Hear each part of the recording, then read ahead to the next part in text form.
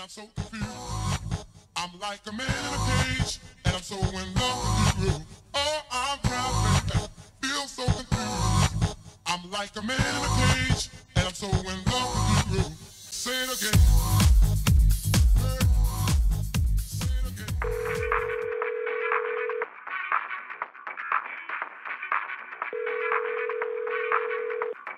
It's cool to speak about like shit. I don't think like anyone's really doing anything like that. That's what I was thinking, you know, like, because I, like, when I was younger, I used to love watching interviews of, like, anybody, but there's, like, nothing for DJs or anything at the moment, so...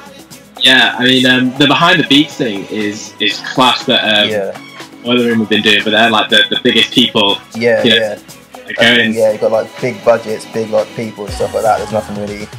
Yeah, and within like, our community, there's, like, you only really know the people's names through the YouTube channels and stuff like that, and and you find it that way. So it's quite hard to like get in depth with everything. Yeah, so, cool. The thing I've noticed though is like everybody knows each other.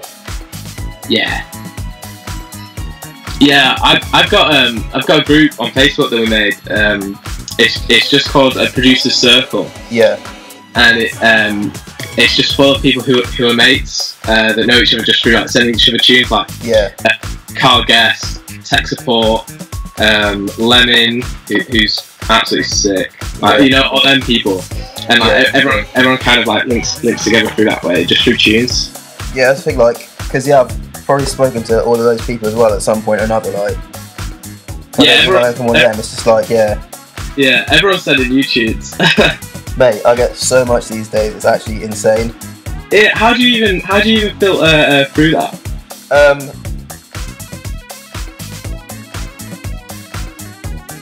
Absolutely. Like, I reckon, like, you know, Slav and Houghton and stuff like that. They must get so much. I can't even imagine. Yeah.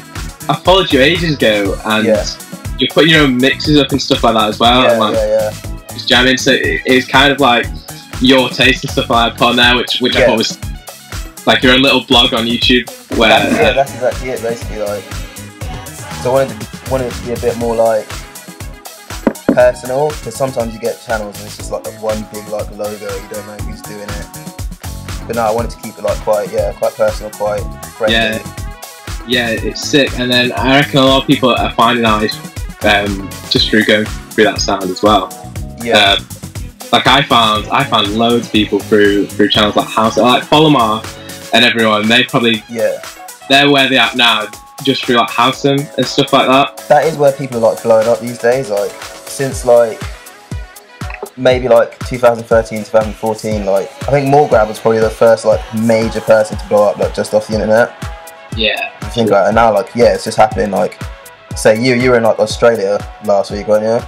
Yeah, it's unreal. That's mad, that was literally just through like SoundCloud and YouTube, and then a few bigger guys playing my stuff out. It was so sick though. It's mad coming back because it was like 29 degrees when I was on the last day. I was in shorts, and then I come back. I've not even seen the sun yet. Yeah, it's mad because the thing with Australia as well. It's mad that stuff you're putting out there is actually getting like heard by people. You forget that there's actually another person on the other side.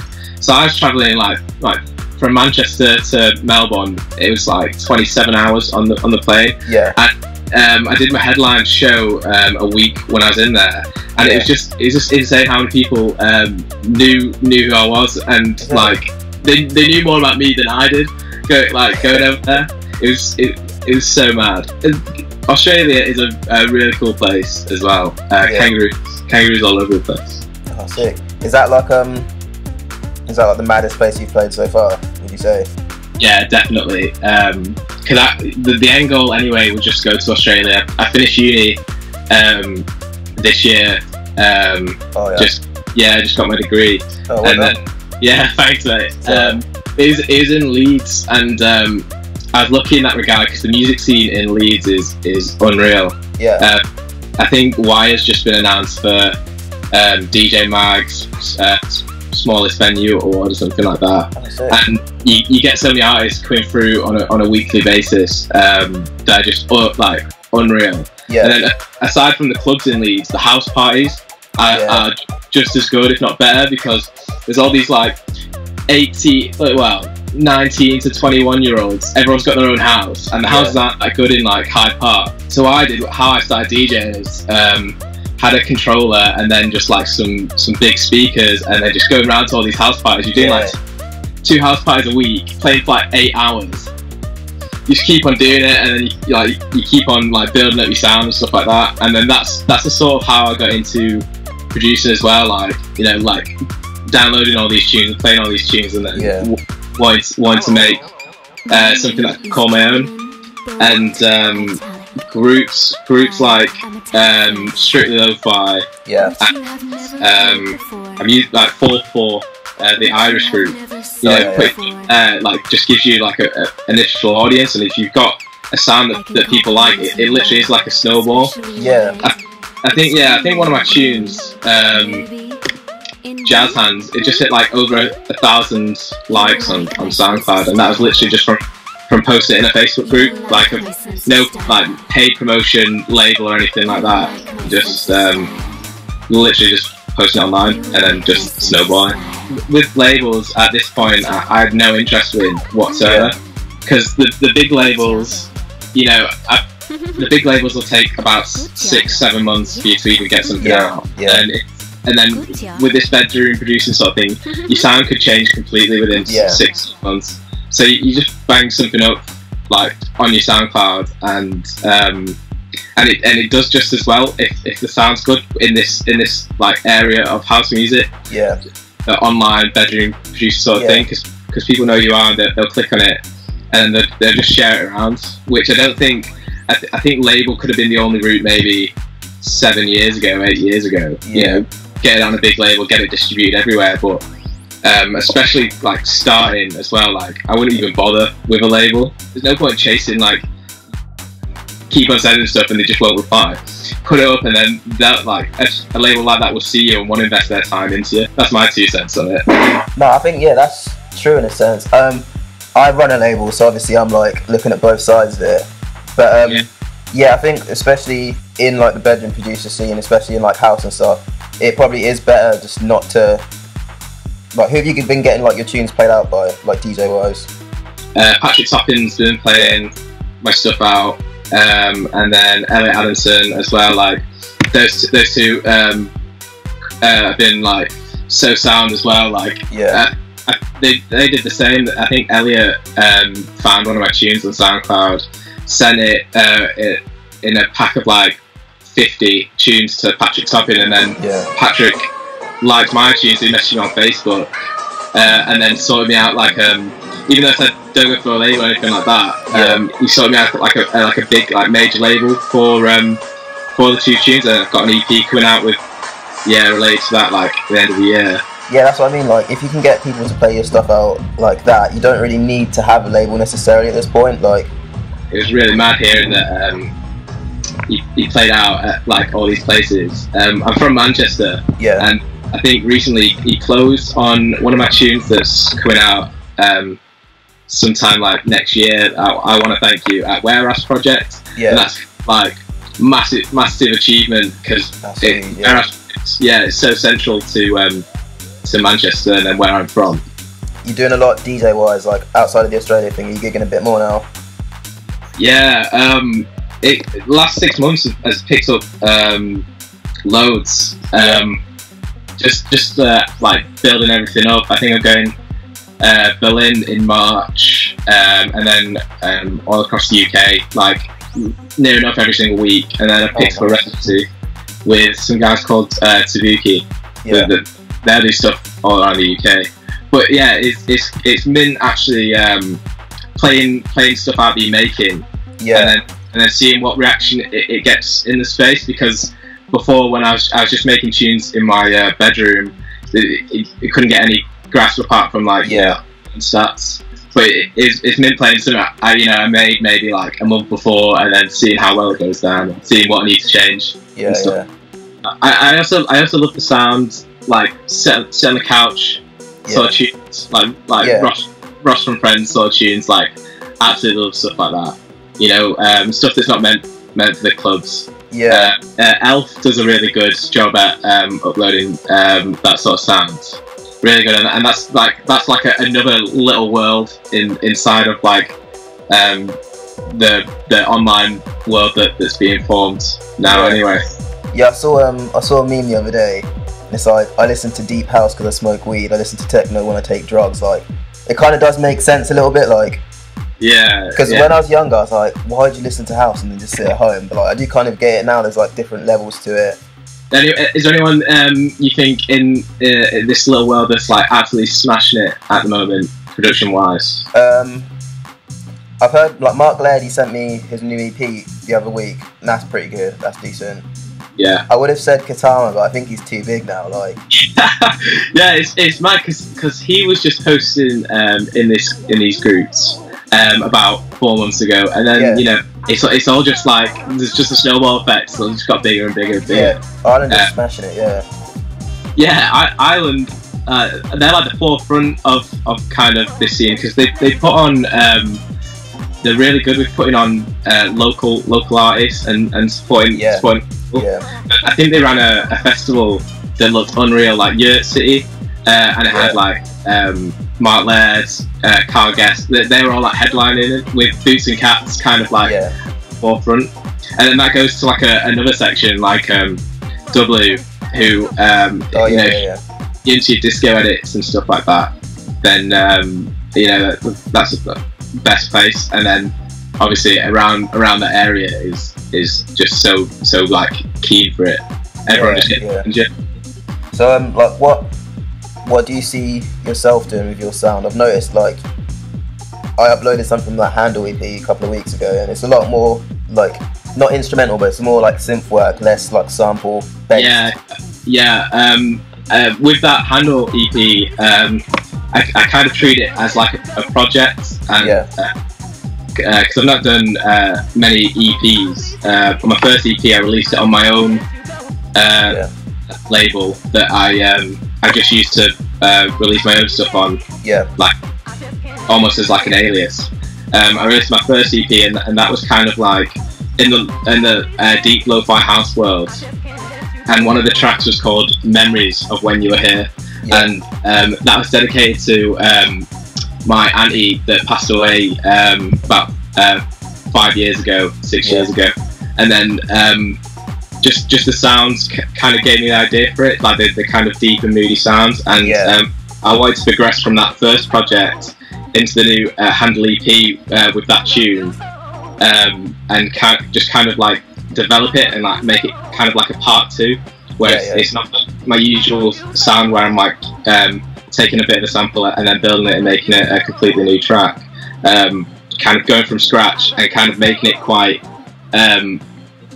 emotive, and then and with this one, like with it being like a play from the first one, kind of build more, making it more energetic but with the same moodiness that from the first track. So you're still making like primarily club-based music then, or you're gonna go into like more atmospheric stuff at any point? It changes every day, because I'm Saturday now, and I've just been making tunes like 3 hours before. I was making some kind of Ross from Friends sort of like sim stuff, and then I had that in the loop for an hour, closed the project because I got annoyed with it, and then you know I'll try and make some like 90s rave house like tomorrow or something like that, and then I think on my SoundCloud now I've got like 100 private tracks, like all finished. That I just won't touch. It's kind of just there doing it because I'm like absolutely love making tunes. But then I'll release about 5% of like 5% of what I'll actually make and sit down and do. And it's a good filter to have, because I used to love like making something sick and then putting it straight on SoundCloud, but I've kind of like take stuff back, make a load of stuff. And then stuff that like the areas that I want to go in, then I'll either find a good home for it now, or I'll put it out because that's the sort of stuff that I've been mess around with like in that period. Do you find yourself going back to old things and uploading them later, or like do you just leave them once they're up? Yeah, I like once when I get an idea for something, I was like, oh, I've done it in this track, so I'll go back in that track and I'll take loads of stuff from it and then just carry on with it. Yeah, but it's fun. Love producing. Yeah. Like it's equal to DJing, like 100%. Yeah, and then having something that's like yours as well, like 100% yours, and then people are rating it as well. Like such a sick feeling because you've made it in your bedroom or you know wherever you're making tunes, and no one can take that away from you. It's there for good. Yeah. What gear are you messing around with? I've just got an MPC, like a little entry level like digital one, and the keyboard really. I play around in Logic. Tried to move to Ableton, but where I did music tech in college like 7-8 years ago, I did it all in Logic, and I'm just so used to it now. But everyone's like Ableton's better, but kind of stick at Logic. I'm a Logic boy. I didn't.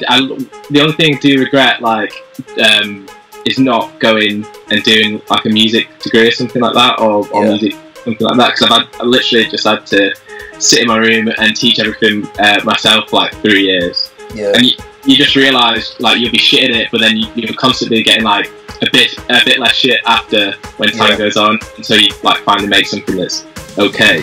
But the only gear I've got my KRKs. I did have a drum machine. I had a TR-909, but I sold it to go to Sonar Festival. So so I think it's worth it. Everything I can do like on a drum machine, like you can do on Logic, and you can make it even a bit better. Unless you like, because mine was only a little one. The big 909s look really good, like the Jeff Mills sort of ones. You can play them on, like. But I know there's like a big debate like hardware versus software, but from me having that 909, I can make like my kicks and my hi-hats so much better from Logic, just because I've like learned what to do and how to make deep sounds. Obviously it takes a while, but then if it was easy, then like everyone well, like DJ, and everyone's a DJ now. everyone's a DJ. I wouldn't even call myself a proper DJ or anything like that.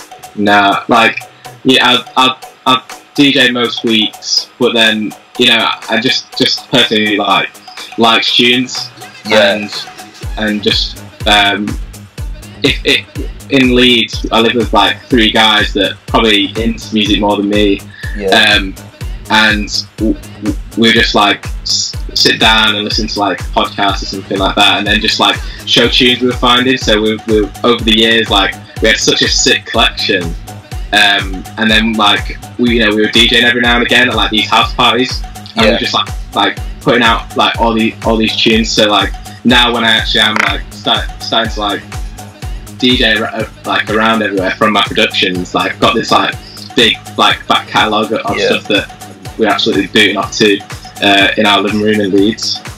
Do you dig for music a lot, or is that something you don't do that often? Yeah, I've got so many tunes now, so I know kind of like I've got like a base like artist of people that like wouldn't miss a tune of or a release of. But then like the recommended section in YouTube is such a sick thing. That's basically, I think everyone that's kind of got a few subscribers on YouTube has basically just managed it off that, really. Yeah, it's what do they call it? The algorithm. Yeah. Is that still like a big thing now? For me, I don't think it is anymore. Like, there was a time when like if you tagged something correctly, and then enough people watch at the beginning, it would kind of like get shown a little bit more. There's a lot less like random things blowing up now. You know what I mean? Like some of Palm's track stuff, like on what channel did he put it on? Herfy D. Was it Herfy? Yeah. Just banging a million views. Just like that. It's mad. Yeah. I don't know. I don't think you can really blow something up on YouTube the way that you could. Then I don't really make videos, so I don't know. Yeah, 'Cause, like- good visuals go a long way as well with some of them. Because that's why I link with the Palms track stuff, like the skateboarding. Yeah. And then skateboarding kind of is now like the like lo-fi skateboarding is kind of that was like the image back then. Yeah, I used to love skateboarding. I absolutely loved it. Yeah. Got bored when I was in Australia and just could not do what I used to be able to because I was doing it when I was in like college and stuff like that. Yeah. But yeah, like even with like the name wall grab and stuff like that, skateboarding so like intertwined with it. So what's your plans for the future then? Well, I'm getting hit left, right, and centre to play at places now, and then I'm really looking forward to my EP dropping on like a really big label it'll be next year. They came to me just from like me just posting on SoundCloud, like saying let them come to you. So I'm looking forward to doing that, like, and just seeing where that goes, like from there. Other than that, just making tunes every day. You're not allowed to say what label it is yet. I don't think I'm allowed to say what it is. Nah. Well, I'm really looking forward to like kind of like put it out there. It's a big one. I'm sure. So you're hoping to make this like a full-time thing? I mean, I'd love to, absolutely love to. But it's always going to be just a hobby. And if you're not doing it for, if you're doing it to kind of make it a career, you're doing it for the wrong reasons. Yeah. You gotta do it for the right reasons because you like, you love doing it. And I've been doing it for like 4 or 5 years, and then there's not a day where I'm not doing something music related. Yeah. Because just like not doing it so I can get like 1,000, 2,000 views on a video, on like a song or something like that. Just doing it because like it's just a like big hobby, and if you're doing it because it's a massive hobby, everything will just like fall in and naturally. I think anyway. I know exactly what you mean. Like at this point, I don't even know why. I just buy all these tunes and upload them, and I don't know why. Like it's just something in me that wants to share tunes. So I do get exactly what you mean. Like yeah, it's kind of like it's just like showing your mates, isn't it? Like look what I found. Yeah. Like this is a sick tune. That's basically where it started. Like the time that you'd go to your friend's room, like oh yeah, listen to this. I found this the other day. It's sick, and then yours is a bit different than everyone else's because it shows your personal taste along with everything else, which is essentially what showing your mates in the living room is like. Wow, you've kind of taken that to a T and then put it out into the like. Yeah. At the end of the day, everyone in the comments is just a mate anyway. Like you've got old Rich Hoy that comments on like everything. Yeah, I love that guy. Like, I don't know how he does it. Like I used to do that as well, just comment on everything that came up. But he's like another level. He must just listen to like 100 tunes a day. But like you get like regulars. You get people like you get a little community building around it, and now it's just kind of like it's calm. I can just upload something that's a little bit weird, and I know someone's going to understand it somewhere. You're seeing the numbers go up, but it's going to like an actual person, like all around the world. And they're taking some of it from it as well, and that's why music's so good. Like people will take something like completely differently from listening to the same tune. There's 5 tunes that like I will just like have constantly on repeat, but then like some people will like never even like touch it or go near it. And that's why it's so good, because it's subjective as well. Like nothing's like good in everyone's eyes and then rubbish in everyone else's eyes. There's levels to it. Alright, so one question for the end. If you had anything to say to someone that's in your position, maybe when you start making tunes like 2-3 years ago, like what would you go back and say to yourself then? Like I don't know, because I'm still kind of in that mindset 2-3 years ago, just been doing the same stuff.